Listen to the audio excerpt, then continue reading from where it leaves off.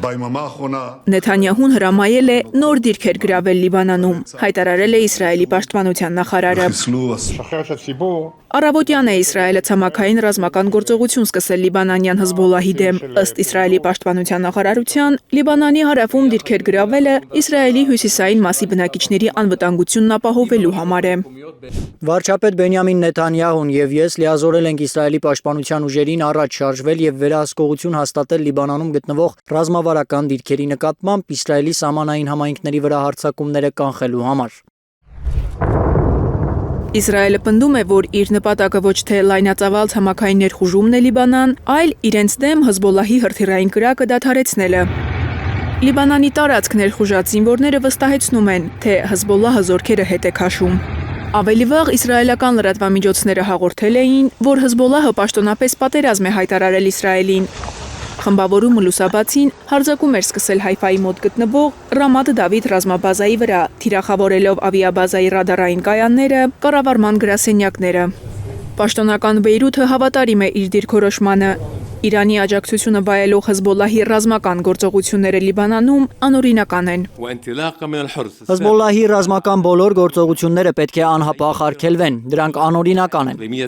Հեզբոլլահը պարտավոր է զենքը հանձնել Լիբանանի պետությանը եւ սահմանափակել իր քաղաքական գործունեությունը սահմանադրական եւ իրավական շրջանակներում։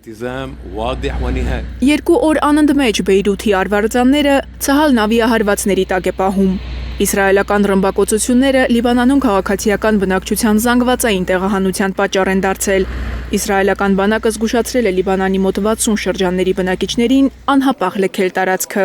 Լիբանանցիները փորձում են անվտանգ վայրեր փախչել, ուսումնական կենտրոններ, դպրոցներ։ Առաջին հրթիռներին ավիահարվածներ հաջորդեցին։ Փախանք մայրաքաղաքի այն հատվածներ, որ համեմատաբար ապահով էր թվում։ Ցավալի իրավիճակ է, մենք անօգնական ենք։